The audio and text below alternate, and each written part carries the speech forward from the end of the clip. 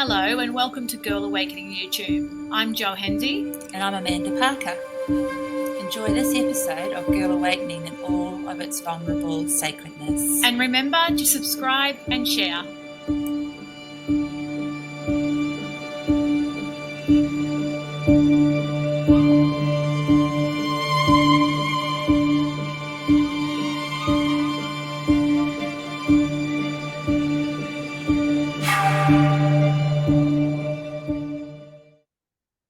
Hello, Amanda. We're back. We're back with like so much pizzazz. Yeah. Wow. Excitement, yes, definitely. And it's so, we are literally, we've been talking about October being such a powerful month, like a big powerful month in moving forward and stepping forward. Up-leveling, all of that stuff. And I feel like this podcast is just like, boom. Yeah. It's like, watch what you ask for. Yes. It's going to be that thing to this podcast. Maxine is taking that next level. Totally. So we're back with Dr. Maxine Therese, who you would have listened to in our previous podcast. Yes. And this is part 2. So we're up to the part where Maxine's she's in a coma, basically. And we're going to hand it straight over to you, lovely lady. Take us through. Thank you.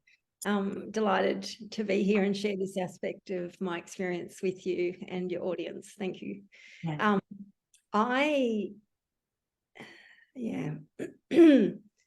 I'm just humbled. Thank you so much. I landed in a coma after, I guess, an experience of heartbreak, but also almost like a emergence. It was like, what's next? You know, I said on the last podcast, you know, that it's almost like, oh, and what now? And I think I had gotten to a point just before the coma where I was sort of really questioning on what now. And I had no idea that meant a reconfiguration. Another one. Yeah. You ask powerful questions. Yes. The intention behind them, I think, yes. Yeah. I'd heard about coma experiences, but I guess, you know, and it's the old adage, you never know until you've had that experience yourself. Yeah. But like mothering, I believe, like mothering, my experience with the coma was another opportunity to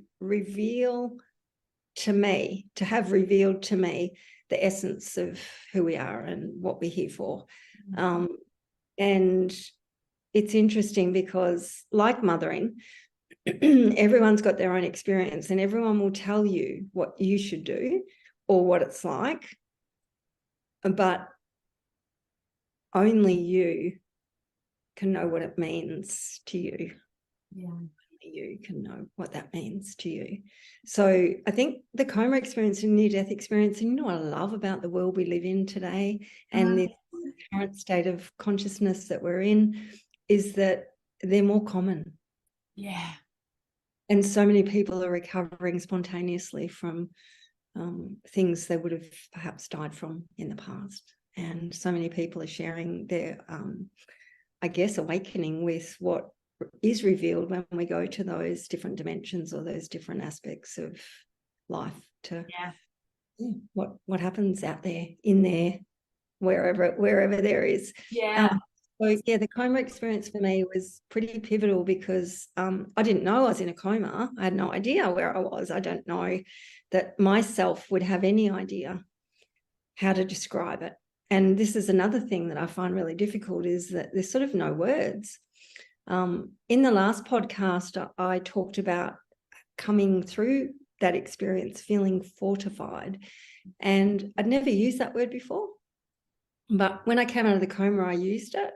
And I'm like, I really need to find out what the meaning of that is. Yeah.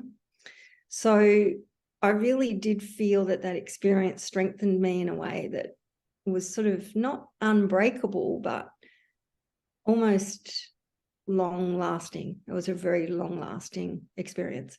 And I hence start to talk about my life. If anyone asks me, I say, oh, yeah, that was pre-coma. Oh, yeah, that was post-coma. Yeah. I guess I do that with motherhood. That's probably why I'm saying there's that analogy there, because I talk about my life before children and then after children. So I think for me, the coma experience, obviously, as I said, I didn't know I was in a coma.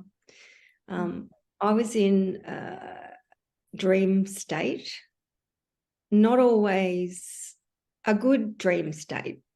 Sometimes it was nightmarish, but mostly I went somewhere in that coma experience, and I can't really know the depth of where that was, but I traveled.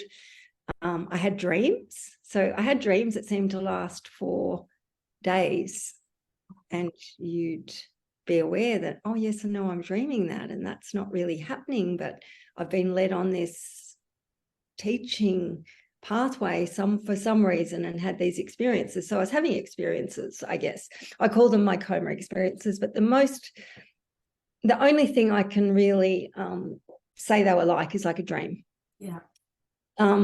I went to wonderful places. I went to South America. I had experiences with snakes in tunnels and all sorts of things. They imparted certain wisdom and I understood them. I had an amazing aspect of dream life in the coma state. And I also had other sensory, which is interesting because like sensory stuff is the body, but my body wasn't feeling anything. But I had other sensory awareness. So I could feel the people that loved me around me. I could feel my children around me. And I feel like, how did you know that that's what it was? I could just feel their energy. I could just feel I could just feel them. And I think with the dreams, it's like the coma state experience is like you can tap in to anything. It's like a kaleidoscope of experiences, and I guess you can have whatever. So if I would sense something, maybe my body would sense something, I would be able to go there. It's like instantaneous, like nothing. Like move into it, like move into that space kind of thing. Yeah, merge with it. Yes. Yeah, you could merge with that. You could choose that. And so I guess if there was something that triggered my sense, my body or my consciousness, my beingness into my children, then I could merge with that. Does that make sense? Like I could, yes, I could be with that. Now I don't know, because now it's interesting because now I can only refer to that from what I felt afterwards. But that's sort of what it was like. Was it probably amniotic? Probably? Yeah, wow. Yeah, probably maybe like universally, like just energy. Like I wonder if they felt anything. You know, I wonder if they felt anything in that moment as well. I think from what you were saying in the earlier podcast, when they were making decisions for you, yeah, I would imagine they were feeling that connection. Yeah. Even though they perhaps were seeing it as something acting, else. You know, choosing to be in that or being in that space of making, you know, intellectual choices, you know, conscious choices, wise choices, feeling you would, I would imagine, have been reinforcing those choices they were making for you. Yes, I think that it's sort of almost like there's a knowing that transcends even like conscious knowing. So it's like, yes, I believe that, and I believe that's why they were so strong on saying that they didn't think I was going anywhere, because they must have felt connected. Yeah, they hadn't felt that I was not with them, if that makes sense. So yeah. Wow. Yes, just a merger, I guess, a merger. But then I did have some quite interesting experiences that I still am curious to see how they unfold. So it's like a timeline thing. that you sort of think, oh, I think that's what that means today. But then as time progresses, it could mean something else to me. So I'm just sort of staying open to whatever happened in that 10-day resting place, in that 10-day experience, whatever happened in that time was preparing me, fortifying me for something. And I guess I don't know what that was totally, but I didn't know. I didn't know. I didn't know. I woke up after my near-death experience, which I'll talk about, and it's like, I have no idea where, how long, where, like you have no idea. Yeah. So you go somewhere, but you're not going anywhere, but you're going somewhere else, and it's merged, and it's like amniotic, and it's warm and welcoming and whatever. But that's just the coma experience. The near-death experience is beyond any of that. Yeah. So when my children had asked for a procedure that could potentially was risky, but it was a chance. So having the fluid removed from my lungs, with the potential of allowing my organs to recover because they weren't swamped because I had pneumonia. I had, that was what had happened with my breathing to begin with. And saying yes to that was them saying that there's something, we've got to give this a go. So in the process, I didn't know any of this was happening, but in the process, I realized that I wasn't in my body anymore. So I wasn't in a coma state. I was somewhere else. It wasn't like the dreams I had in the coma. It wasn't like the wonderful cryptic little things that were happening in other ways. Like even the dreams were different. It's really interesting. It wasn't like that. It was different. It was a different energy. It was crystalline, fresh, almost like a cool breeze on a day. Just that. Wow. Where am I? Wow. It's beautiful. And were you scared at all? No. No, it was beautiful. It was refreshing. It was like, oh, what's this? And when I looked around, there was 3 people. It was actually 4 people, but I'll explain it in a bit more detail.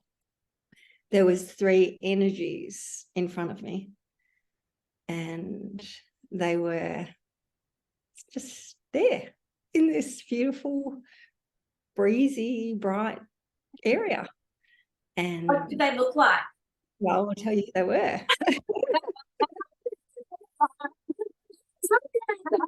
Yeah.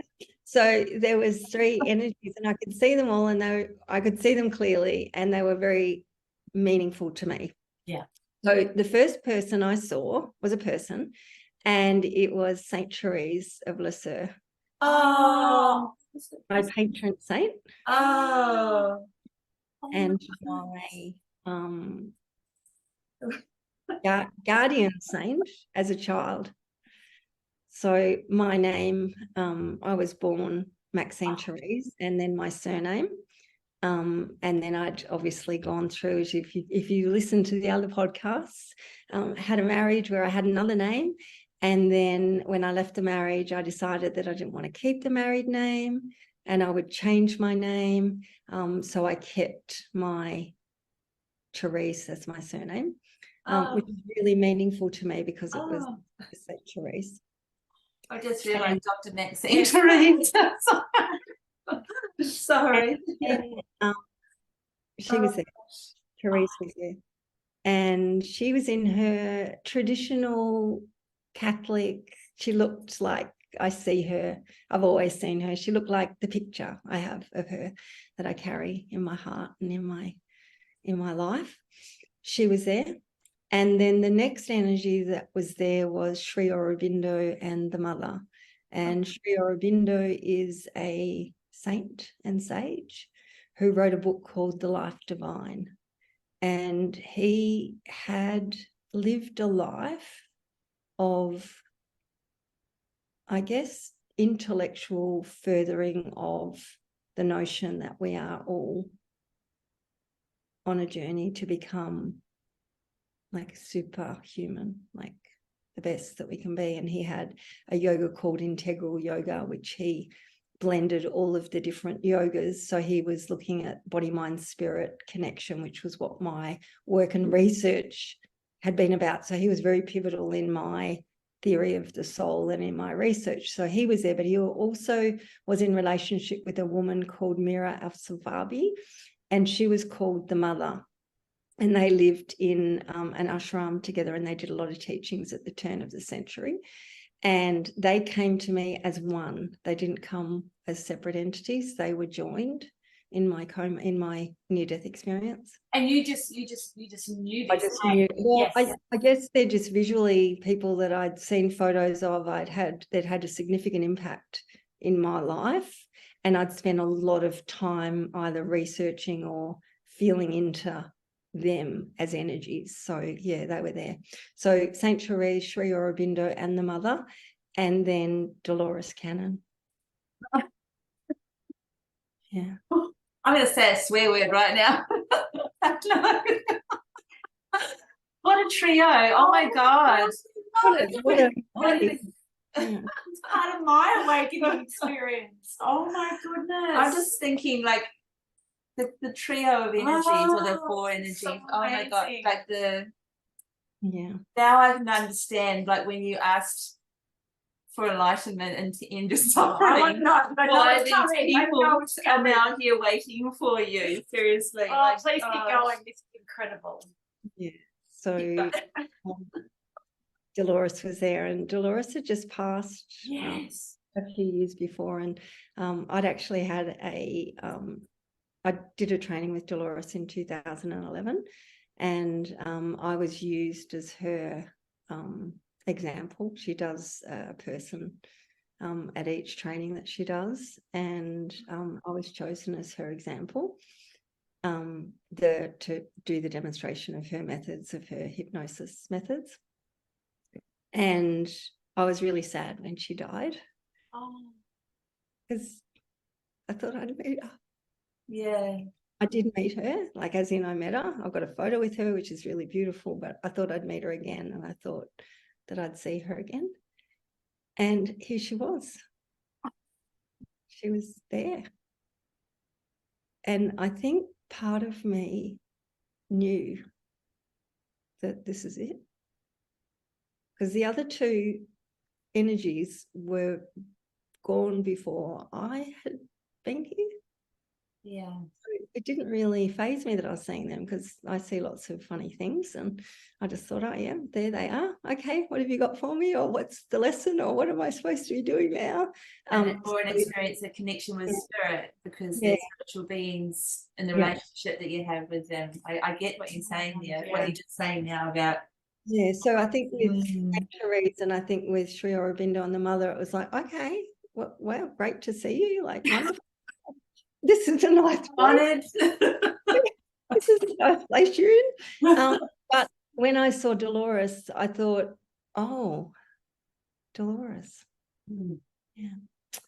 And then I don't know who said it or who conveyed it, but it was like, Maxine, you've done such a wonderful job.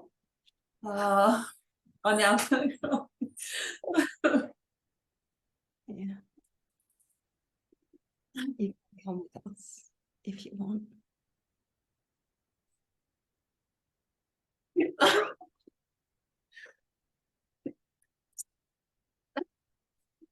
Would you like to come with us? And I've never felt so much love, ever. Never felt so much love. Oh, wow. Wow.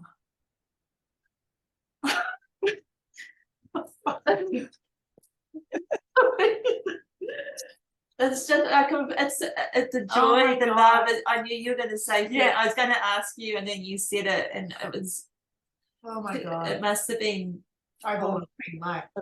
Well, it wouldn't have been overwhelming, because you wouldn't have just so beautiful. Yeah, so much love. Like, just like, so that's why when I say to you before the coma, I felt, well, after the coma I was fortified. Yeah. Like, and it's sacred, you know. It's taken me 8 years to talk about it. Yeah, oh my God, Maxine, of all the people that I know that deserves, and like everybody deserves to experience this experience, but you fucking deserve to experience that level of love. You know, you seriously deserve it. It was so much love, so much, and it's there for us all. It's Yeah. there, and it's not just for me, it's for everyone. And I love that I've had that experience in my body and my life. And so they've told me that I could go with them and that it's come with us. You've done a wonderful job. I think that was probably really, really reassuring for me for my personality stuff, because I don't ever feel like I've done enough. And that's my wounding. It's like I could have done more, could have stayed longer, could have tried something, could have done this, you know, there's, because I think I know the potential that we all have, but I was taking too much of it on for myself as my, you know, that I'm the only one that has to do things, which is really dangerous because it actually dismisses other people's responsibility. That's a whole nother. We won't do it. I was going to say, it's very powerful what you just said. Yeah, that's another podcast. And another podcast, and we will do that. And I did think that when your boys stepped in to care for you when you're in the coma, like them stepping in into that must have been a level of a wonderful gift for them to take that responsibility on, as well as all the other things too. Yes. It's amazing. So beautiful. There's another thing I want to add to that, but I want to hold just with this beautiful. Yes. So they're telling me that you've done a good job, Maxine. You've worked so hard. We're so happy. You've done so much. You can come with us. And I don't know if it was the realization that it's like, oh, Dolores, like I've been wanting to have time with you. Like more time with you, and you're not here to do workshops anymore, so I can't do that. I don't know what it was, but it was like, oh, this is it. Like, this is it. And I said, do I get a choice? Yeah, wow. Oh, wow. Do I get a choice? Yeah. Trust you to ask that question. Like, oh, Maxine. Okay. They say, come with me. You can come with us now. You can rest now. You've done enough. You've done such good work. Come with us. It's wonderful. And I could feel it. It was it was beyond anything. And then I said, do I get a choice? Because there's this other part of me over here that I didn't know was calling. And then I'm like, do I get a choice? And then they all said together, yes, you do. And you can go back whenever you want, but you have to say yes. And St. Therese said to me, Maxine, you have to say yes. I said yes. Oh, wow. Ravindo and the mother said, you have to say yes. And I said yes. And Dolores Cannon said, you have to say yes. And I said yes. And I was back in my body. Yeah. Oh my God. Yeah. Yeah. But actually, it's really beautiful because with saying yes, coming back, after asking if I had a choice, they said yes. I can't believe I've just omitted this vital part. And I love what we leave behind, because sometimes in this experience, it's so overwhelming. It's like, I can't even, I've been with even, it's the first time I've talked about it, but I have documented it, and there's something vital that happens before, and I can't leave this out. So I'm just going to rewind to them saying I got a choice, and that I did have a choice. And I asked them to see what else was there for me. And they told me to look down another direction. So they're basically saying, if you look down there, and it was like they were in a light tunnel, or it's hard to explain, but they said to me, yes, you do get a choice. You have to say yes. And we're all going to ask you, but I didn't know they were going to ask me individually, but they said, you have to say yes. But I said, what else? What else is there for me? Do I have to go with you, or is there something else? Do I have to go with you? Is there a choice? And they said, this is the other pathway. So I guess in one way, like I'm like, now I'm like, wow, I'm blowing myself away, because I'm like, I'm really interested in timelines at the moment, like really interested. And they said to me, you can go that way. And when I looked the other direction, there was a old road, like a beautiful unbitumened road, a country road, and it was in a beautiful woods, but it wasn't woods, it was more rainforesty, and it was a road. And they said, if you look down there, you'll see your choice. And I looked down the road, and it was blurry for a little while, and it took me a while for my eyes to recognize what was there. At the end, where as far as I could see down the road, there was a guardian angel, huge, 10-foot tall guardian angel with both my sons under it. Oh. And thousands of children. Oh my goodness. And I said, I want to go there. And they said, you have to say yes. So they all made me say yes. And I was back in my body. And I realized afterwards, probably 2 days afterwards, because I had 2 days of psychotic stuff happening because of the drugs that I was on after I came out of the coma. But when I was cognizant and I wasn't going mad, and children didn't have to question if I'd lost my mind, which was a real fear after I came out, because I was tripping something chronic, trying to integrate, I guess, the experiences within this reality and coming back into the body and seeing physical things and not knowing what to do with all this other stuff that I was going through at the same time. Like, it was pretty trippy, but it's not uncommon for people that have been in a coma to have psychosis. So I had probably 2 days of psychosis. But afterwards, when I came and I could feel into the gravity of the experience and felt fortitude, I was laughing at myself in a way. It's not a laughing matter, but I was laughing at myself in a way, because I'm like, oh my God, they made me say yes 3 times. They made me say yes 3 times. And I realized that in doing that, that's what fortified me, because I don't think before then that I'd fully said yes to life. Oh.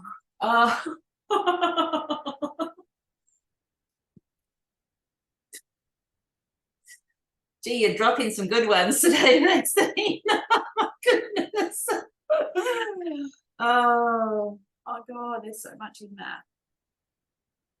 I don't think I'd say I loved life. I loved all of, I at one level I had, but I guess with the awakening aspect and, you know, the theme of, you know, what you girls are doing, something else I hadn't said yes to. I hadn't said yes to this experience that I'm fully here in a conscious, I'm in a body, and I'm going to be whatever's required of me to say yes, that this is who I am.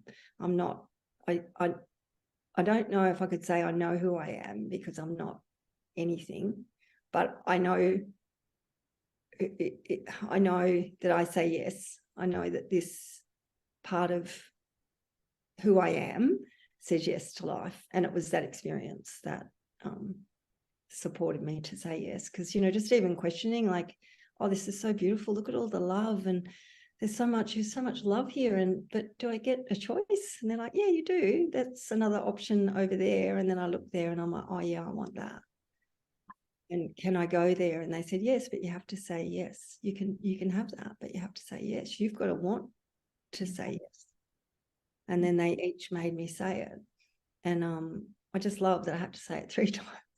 It's like, Once was not enough. It's so wild. It's Mm. so beautiful. It's so Exquisite Ugh. is the word I'm thinking. It's just exquisite.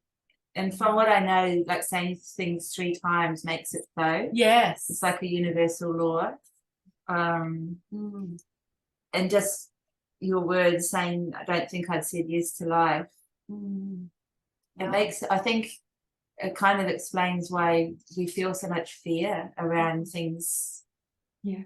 You know, our experiences and, you know, all those things, but deeply within that unique spark of who we are on a soul basis, coming, you know, that yes to life, So each powerful. experience we have as in a lifetime Yeah.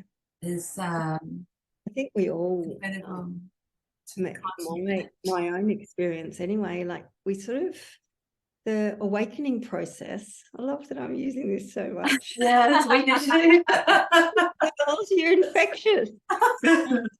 I think that part of that is because we're tired of feeling burdened. We're tired of feeling that we're not in alignment, that we're not agreeing, or that we have to carry something and we didn't really say yes to it. Yeah. You know? I didn't say yes to that. Shit. Yeah. And I think when you own everything, not in a way that's possessive ownership, but when you own everything, you go, oh, yeah, I must have asked for that. Yeah. I don't know how yet, but I'm sure I'll find out, because Yeah. I think we carry that. And I think I could really recognize prior to that I had like felt that there were things that I hadn't agreed to. I didn't agree to that.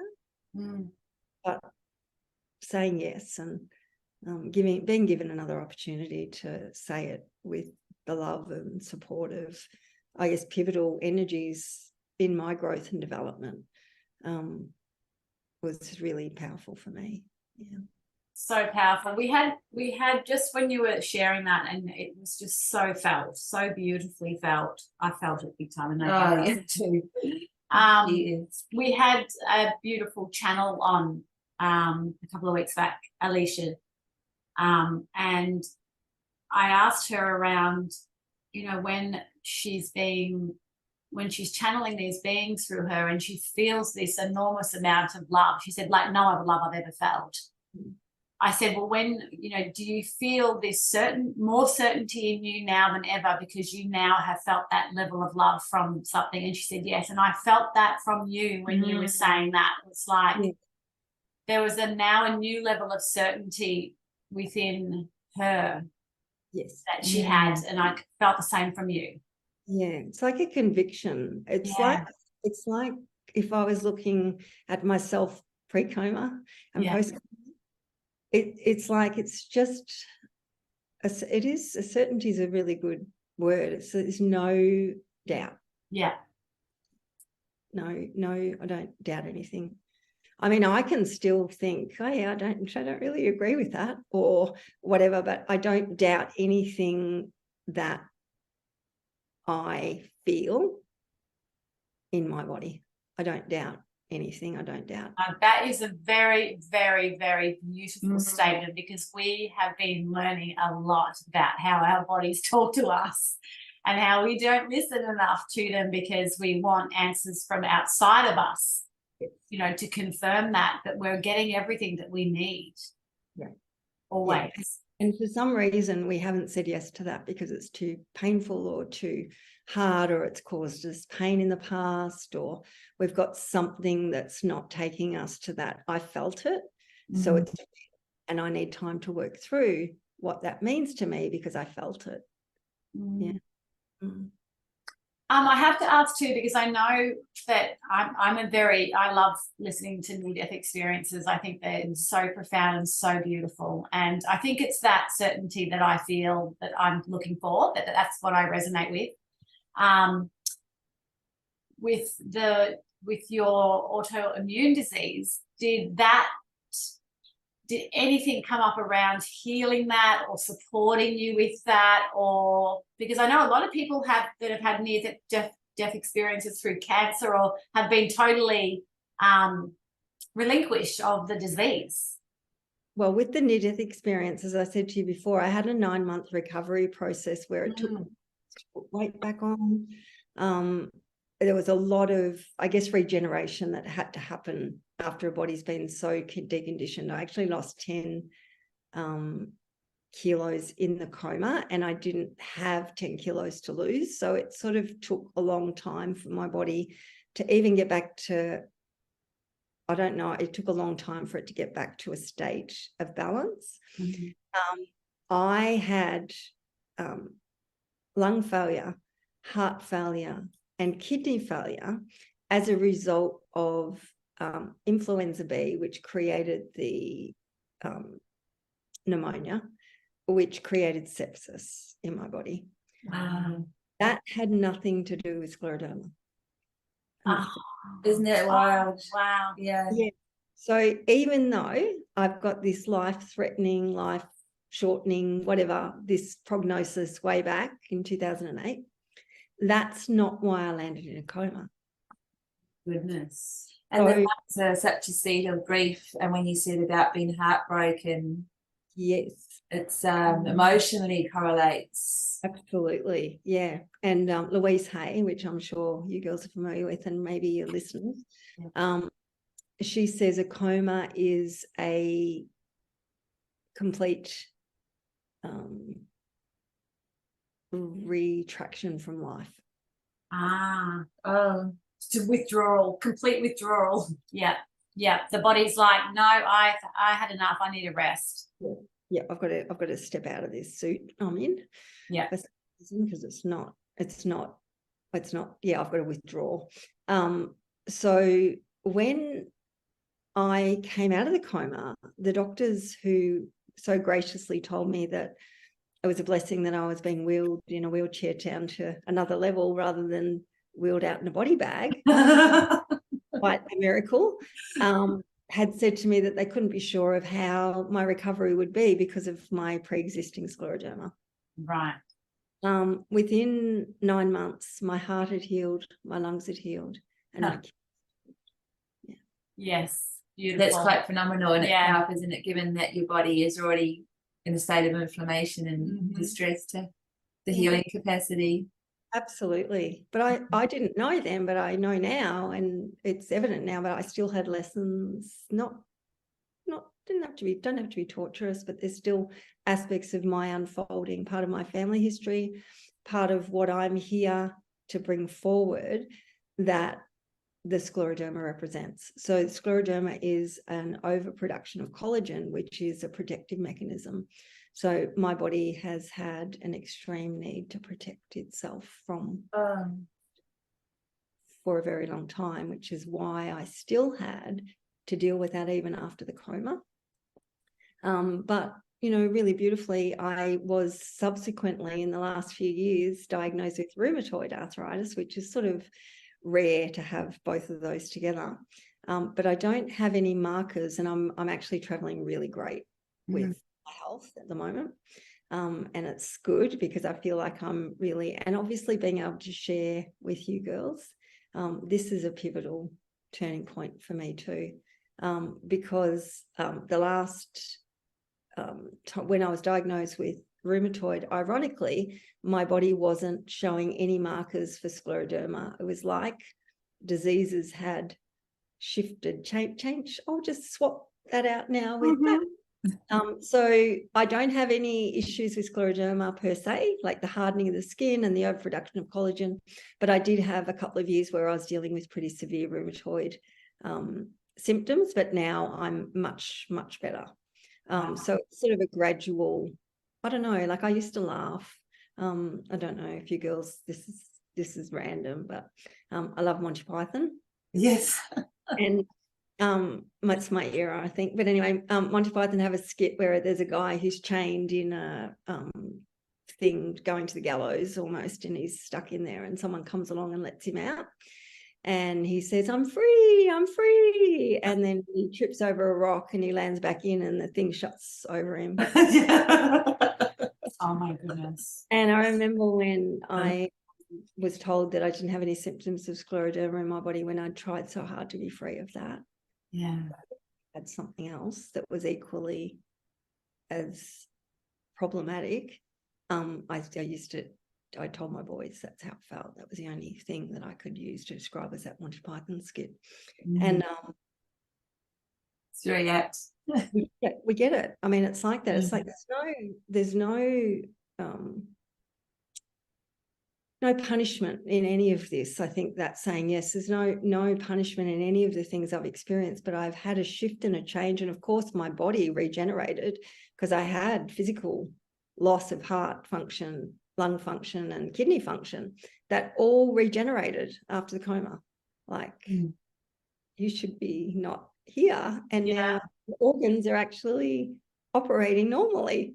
Which is incredible. Amazing. And do you think, do you think because that incredible, like the time that you're in the coma and all those experiences you had, it's almost like a shaman soul journey, a healing process in itself, even though your body is physically still in crisis and functioning assisted. But then to experience that time with the three energies and feeling that love and saying yes to life, shifted, like, enabled a regenerative capacity. And I believe that, Amanda. I think that it's sort of, we don't know, like medically we say this is what's happening, and this is what you're going to undergo, and this is why, and whatever. And I know that practically and physically, yes, there's those things happening. But I know too that there's something that is driving, guiding, supporting, holding, nurturing, feeding us. That's beyond anything that we can do physically. And that's that really, I've always felt that, but I have never felt it like I have since the coma.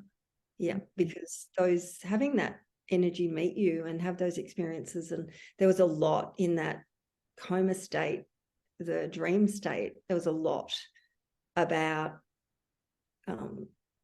transference of knowledge and things that I'll wake up and go, oh, I think that's what that was about. Do you know what I mean? So it's like it seeps in you.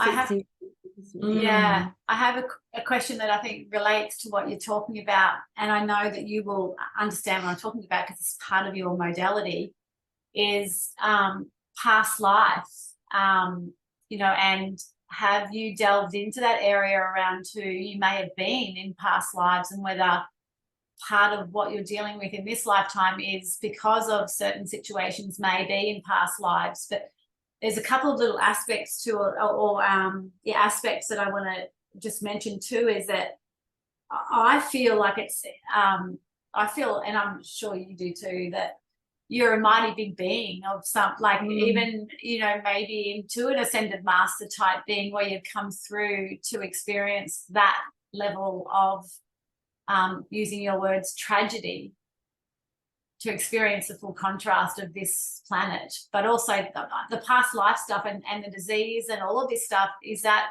part of something there? Have you done any testing on yourself around that area?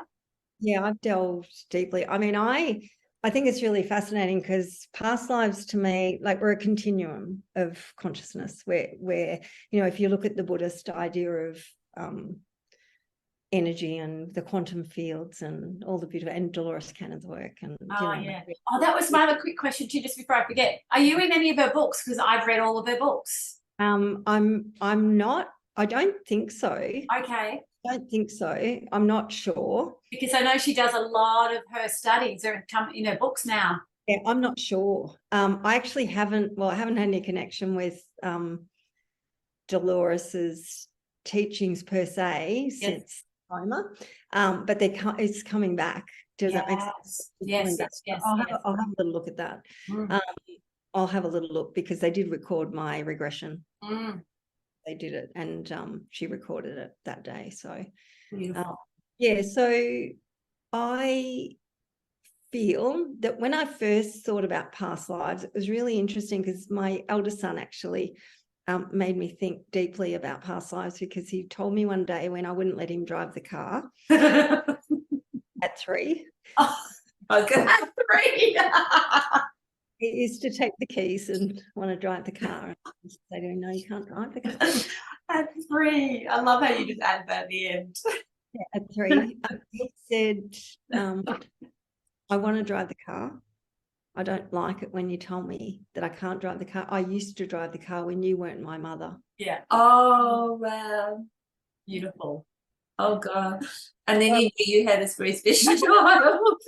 And then I'm like, okay, well, I have to wait to be 18 because I'm your mother. Yeah. And, whatever. So, yeah, I just sort of, I don't know, my children opened me up to all of that. So I did go down I went down a rabbit hole with past life stuff. Really fascinated with all of it until I realized, I guess, that it's part of who we are. We've all had those experiences. I believe. Not everyone has to believe what I believe, but I believe with what I've experienced that we all come from a continuum that has changes or has experiences that change, and shapes change, and lives change, and to even draw on Dolores Cannon, we've all had experiences of everything in the universe, most of us, and it's very Buddhist, really, because they hold the idea that everyone has been your mother. Yeah. You were to relate to the world in a way that at some point in your evolution of consciousness, that every person you met has been your mother. What type of experience do we have then? Yeah. Doesn't that change That's your whole approach amazing. to relationships with people? Yeah. I know Mateus De Stefano, I don't know whether you've heard of him, but he's a young guy that remembers everything. And he says we've all experienced being everyone, like the mother, the father, the daughter, the uncle, the auntie, the son, the planet, the plant, the rock, the animal. We've all had that experience. And we're blessed to be here at this time on this planet Earth, feeling and knowing that as a reality. It's beautiful. I love past life. I love exploring the past for the information it can give me and those I love about life. It's a funny adage, but it's almost like, we are poorer if we forget the past. And I think that we are more prone to make mistakes if we forget the past, or we leave something or someone out of our histories because we think that by doing that they won't come back. But really acknowledging that as an energetic being, that we all carry everything within us and it comes through. And I do love exploring past lives, and there was a period where I got a little bit kooky with all but I don't believe that I don't believe it's karmic in the sense that I think my near-death experience, really beautiful question, Jo, because I don't think it's because of something I've done or not done. It's like the culmination of who I've been as a soul over any incarnation or any expression of my energy brought me here today to this point in time with all the experiences that I've had in this physical body. And I don't know if it's almost like to try and track and trace the patterning in that sometimes is a little naive because it's infinitesimal. Yeah. Two dimensions. So I love going, yes, what I have now is the result of perhaps how things have been for me in the past. Is it this past? Is it a relationship? Is it a part of my life? Is it a childhood trauma? Is it a past life? Is it an epigenetic inheritance? I wonder. Yeah. It's probably all those things. But I go with what I feel it means for me now. And I guess I just feel sometimes that it's hard. Sometimes it's hard to carry. And other times it's the lightest thing ever. And I guess when it's hard, I don't look as much anymore, because I probably, when it was hard, I used to look for everything. Whereas now when it's hard, I just look to me.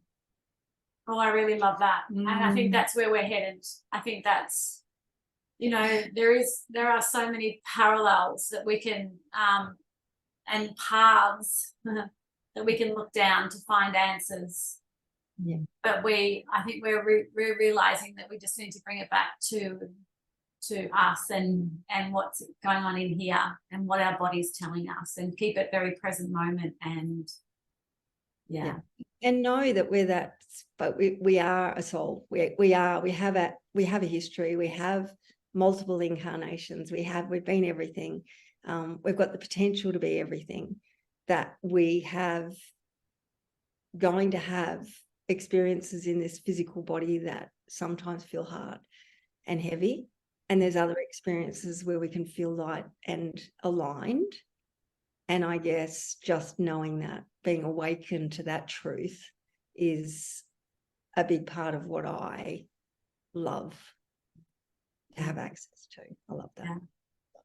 Yeah. Gosh, it feels as though your whole experience has fully enabled you to be anchored in the now. Would that be fair to say? Yeah, I guess there's a part of me, I don't know what part, but there's a part of me that would say, I hope so. But I'm human. Yeah. I'm here, and I notice pretty quickly when I'm not in the now. Does that make sense? Yeah. It's not that I don't get taken somewhere else, or I don't get into misery, or a state of, this is not going well for me. How do I adjust it? What do I need to do?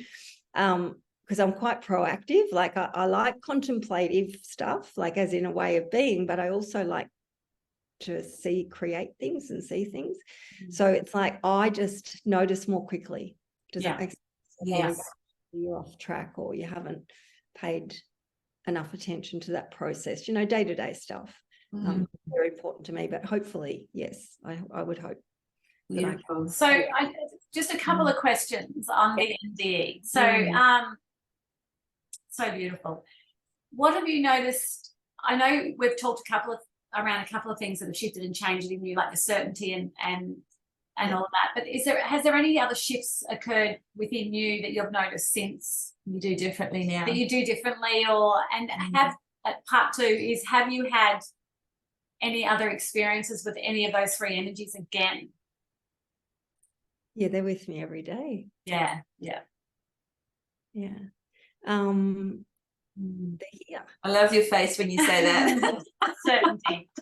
The love, the connection. I don't think I'm the person I was before. I don't think I'm a walk-in.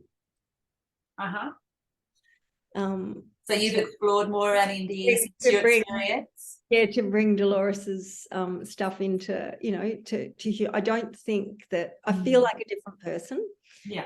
But I know that I'm the continuum of who was born into this world. Yes. That many years ago, and that I've been through a transformative process through the coma that's allowed me to trust and honor a part of me that did take me a long time, even with all the work, took me a long time to actually own. So I think it's the conviction and the fortitude and the certainty that it's like, I don't not believe anyone else. Like I believe people. I don't have mistrust or anything like that, but I wouldn't believe someone if it didn't feel right to me. Does that make sense? Absolutely. So it's just, that's probably what's different. Whereas maybe before I might go, oh, maybe, but since like after the coma, it's like, yeah, nah. Yeah, you just know. I just have to say for our listeners, a walk-in is when a soul leaves the body and another soul walks in and takes over the body, the same body. So it's very interesting. That's a Dolores Cannon little But it's Track usually like a positive, from what I understand, it's not a, it's not a, like the soul of the person who inhabited that body before is sort of not able to continue for whatever reason. So another higher being will another soul will step in to continue. Yeah.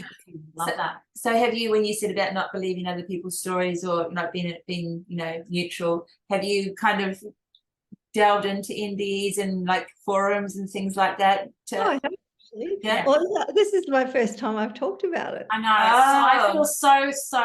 Oh, I nearly swore. Honored and so blessed, and it's so, and it's not so ironic. It's like that word. I don't know whether that even word exists anymore. Is that this happened right after I had done my work with you, and you know, and for me, I got emotional then. I signed up for that course, but I think I signed up to meet you because we connected more. And I said to Amanda, it's like I went and sat and had dinner with this lady. I just met her and I just felt so connected with you. And we were sharing our lives, our lives with each other, and it was just so beautiful. And then now we've just done this amazing podcast. We've walked through transformation with each other. It's our first, for all of us. It just feels so beautiful, and I just feel so blessed. Yeah, it's mind-blowing, isn't it? Yeah. It goes beyond anything. Like, we think we know what we're doing. Yeah. We talk about that all the time. Everything we know what we're doing, it's like, that's why. Maybe that's why. And look what comes back around after these times. So beautiful, such a beautiful, beautiful connection, I think. Yeah. Yeah. And I think in essence, I haven't changed. I've just grown up. I've strengthened. I don't sit as long with things that aren't for me. I do what I feel. It's actually a real privilege to be able to say I do what I feel I want to do with my life. And I say yes every morning 3 times. Oh, that's so beautiful. That is a so many lessons. I literally was just about to ask you, what do you do now to support yourself to stay in the moment? And I think you just answered that with the morning practice. That's beautiful. Do you feel like it keeps the energy alive of that moment, or is it more of an honouring? I think, well, it's both. I think you said it beautifully before, Amanda, too. It's like that keeps me in the moment, because it's like, are you saying yes to today? What is it about today that you're going to meet? What energy you're going to meet the day with?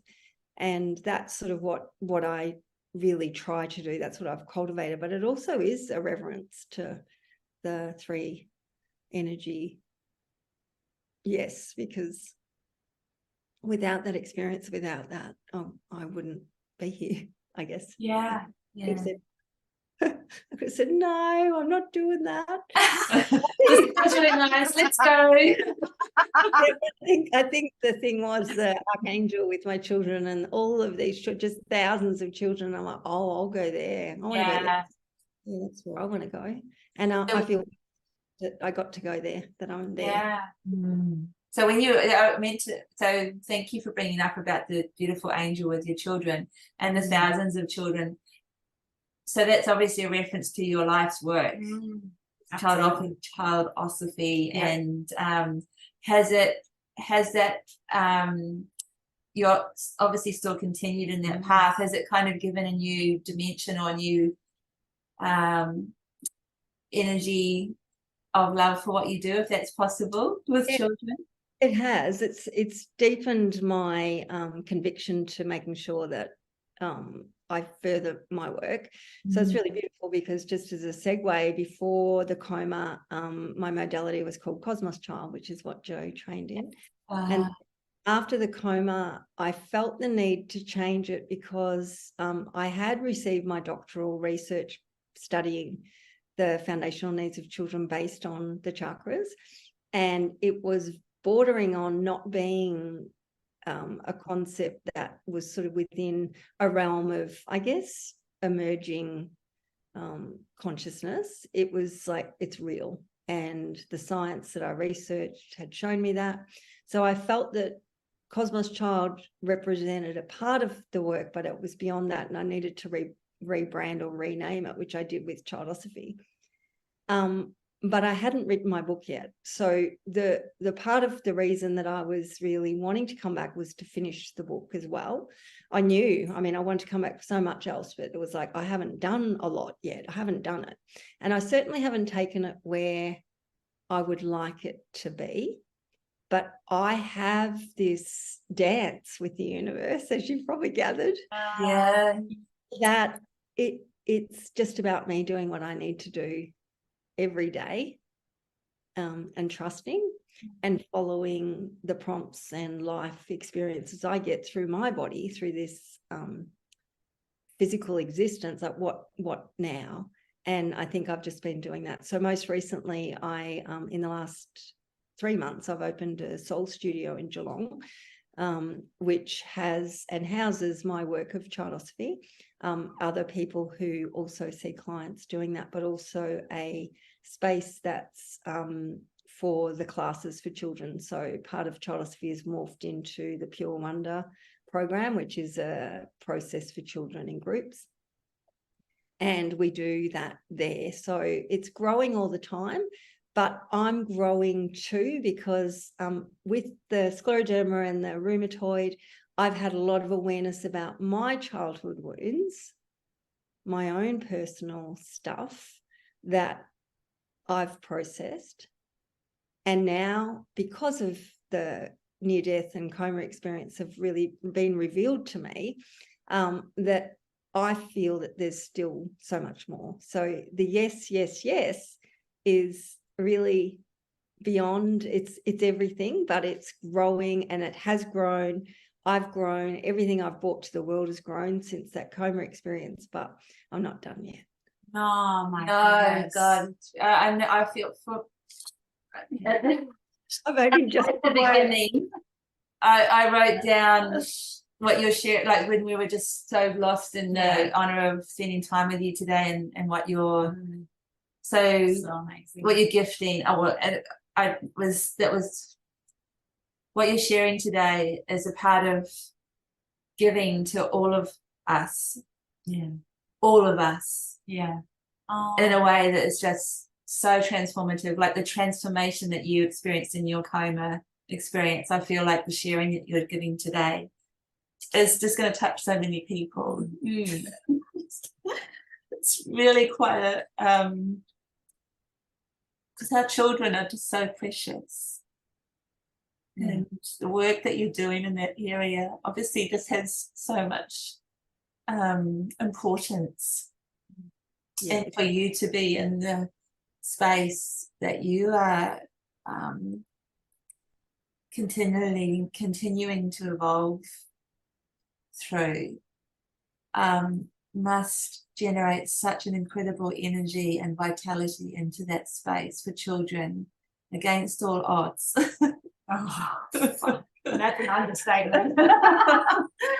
It just feels very special. You are Very special. Yeah. Thank you. I am but a reflection of you two, as well as mothers, as women, as souls on earth, that want to feel the reality of what life is, not the just beautiful. I've really enjoyed talking to you both, and I feel humbled, just to, I guess, have met you, Joe, too, and to have the connection we had instantly, and then to meet Amanda today and have Amanda's reflection back to me in a way that has helped me to heal little parts, I guess, of even the story that I've told today, which is an ongoing process. Just feel so grateful for you both. And us too. It's, I don't like to put favorites into any context or any, but it's been something else. That's all I can say. There's really no words. It's there no words. it's just a feeling of so much gratitude and humbleness. I love I sit with you and to listen to you and for you just to share your journey with us, and how tragic but how incredible and how just inspiring it is. It's just, yeah. The incredible beauty of it, like what you've been through physically, Maxine, is a very powerfully excruciating journey, and yet the overall feeling that we have is just such bliss and joy and power. And I'm sure you're still feeling a lot of pain in different ways. But where you're sitting with it all is in just as a term that's been coming to me a lot lately is the eagle's perch, where you're not lost in it, you're observing it and learning from it, but it's giving you so much because of how you're engaging with it. Does that make sense? Yeah, absolutely. I was just thinking about a quantum physics idea, you know, that in order to vibrate at a certain frequency or to awaken to a certain reality or to live life in a certain way, that anything that's not that. So we experience emotions when the body and consciousness is in particular stances. We know that we can put ourselves in a timeline and go back and go, oh, I felt so depressed in that part of my life or whatever. And we know that there was a whole thing going along with that. And it was mostly about how much we were welcoming ourselves in our lives into alignment. Because once we raise our vibration, once we work consciously on cultivating that inner resource that is our energy, then we don't have to experience those emotions in the same way. So it's not like you don't have that feeling of the pain or the feeling of the experience that's inhibiting me from holding a particular pose anymore, because that's painful, that's grief. It's not that you don't have those things, it's that you can move through them in a different way, because you can see the eagle eye view. You can see that, and you know that's not who you are. It's an experience that's creating you. But because your body's transformed and you're vibrating at a different rate, they don't come in the same way. It's like, oh, I don't have that anymore. I don't experience that anymore. But it's work, you know. It's like anyone that says the awakening journey is all about rainbows, unicorns, and butterflies. That's not. It's just really beautiful just to recognize that it's a transformation. Yeah. Awakening is a transformation. It's what you believe before you awoke to something, and it can be at any stage or age. It's like what I believed about myself in the world is not what I believe about myself in the world now. And how do I be in this new world? And how do I stay connected to that source that's driving me every moment? How do I stay connected to that so I can bring the best self to that world? And it's not easy, but it's worth it. Yeah. So worth it. Yeah, so It's worth it. we'll just say yes, yes, Yes. yes. Yes. Yes. Yes. That can be dangerous if we all started saying, Yes. Oh, we could get in trouble. Absolutely. the whole trajectory could just like go a lot faster. I think that's what's supposed to happen. Yeah. Well, I think we have our last. We don't want to stop talking with you today, but you have a date with a very special person. And, Yes. we have just one last question for you, Maxine, for our listeners. How do you see the world now through your new eyes, through your fresh new eyes? Full of wonder. Yeah. Oh, it's pure wonder. Yeah. I love that. That's very simple and perfectly said. Yeah, succinct. Yes. So well, thank you so much, Maxine. I have a feeling that's, you know, that this conversation is not going to end here, and we would love to get you back on, maybe even to speak more about childosophy, because we have a lot of mothers that I'm sure would love to hear your insight into guidance in that area. yeah. Totally, absolutely loved today. So anytime you girls would like to connect, I'm up for it. I say yes. Yay! Beautiful. Love you so much. Love you so much. Yeah, thank you. Bye. Bye.